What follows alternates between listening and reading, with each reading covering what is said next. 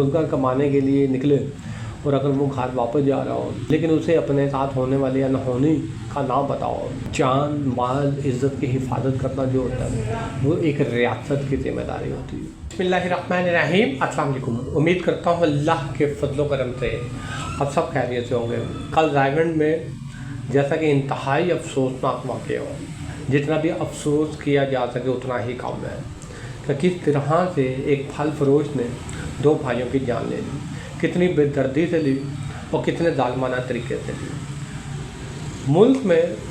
अमन व अमान सिर्फ उसी मुल्क में कोई शहरी अपनी जान माल की हिफाजत उसी सूरत में कर सकता जब उस मुल्क का कानून जो है वो बहुत ज़्यादा मजबूत हो, जब कानून और इंसाफ मिलने में तख़ीर ना हो, जब लोगों के दिलों में कानून का खौफ जो है वो बैठ जाता है, तो फिर मेरे ख्याल में ऐसे वाक़यात जो है हमें बहुत कम देखने या सुनने को मिलते हैं। लेकिन वो शख्स, वो फल फरोश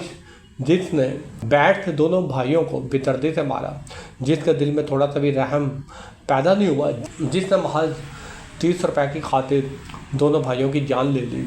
न जाने वो शख्स किस कदर एक बाउले जानवर की तरह था। उसके इस अमल से यकीनन ये ज़ाहिर होता है कि वो शख्स अपने आप को कानून से बालातर समझता है। ज़रूर वो हवाओं में होगा, लेकिन एक बात ज़रूर है कि हुकूमत जो है वो इस पर सख्त कदम भी लेगी, उसको कैफियत करता तक भी पहुँचाएगी। इसी के साथ साथ सबसे ज़्यादा दुख इस बात पर भी हुआ, इस लड़ाई को देखने के लिए जितने हजूम था, जो लोग शामिल थे, जो पूरी लड़ाई को देख रहे थे, यकीनन उनको मालूम भी होगा कि किसके साथ नाइंसाफ़ी हो रही है। लेकिन हद से ज़्यादा अफसोस जो है वो इस बात पर भी होता है कि क्या उनमें से एक शख्स ने भी आगे बढ़कर लड़ाई छुड़वाने की कोशिश नहीं की, एक शख्स ने भी आगे बढ़कर फल फरोश वाले का हाथ ना रोका। इतना बड़ा हजूम हो तो मेरे ख्याल में क्या जुर्रत है फल फरोश वाले की। इतना बड़ा हजूम होता और किसी मजलूम के साथ ज़्यादती करते हुए देख रहा हो, वीडियो तो बना रहे हो, लेकिन उसका जो बल्ला बैट है वो छीनने में नाकाम रहा हो, तो ये कम से कम इस चीज़ को भी ज़ाहिर करता है कि न जाने कहाँ से बेहिस्सी जो है वो हम लोगों में आ चुकी है। किसी न किसी तरह से मीठे लफ्ज़ों का इस्तेमाल करते हुए, किसी न किसी तरह से होशियारी और अक्लमंदी का इस्तेमाल करते हुए कम से कम उस वक्त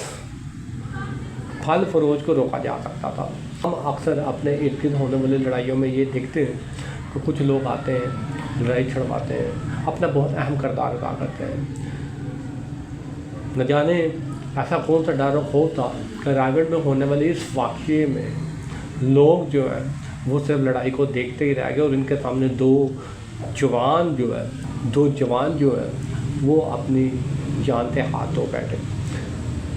घर वालों पर कितना कहराम बरपा हुआ होगा। इस वक्त तो अगर आप मीडिया पर देखें तो तकरीबन हर शख्स जो है वो अपने दुख का इजहार कर रहा है, हर शख्स वबेला मचा रहा है, हर शख्स ये कह रहा है कि उस मुजरम को जल्द से जल्द पकड़ा जाए, उसको कैफिर करदार तक पहुँचाया जाए, उसको भी मौत के घाट उठा दें। यकीन पंजाब पुलिस इस मामले में इंसाफ फराहम ज़रूर करेगी, लेकिन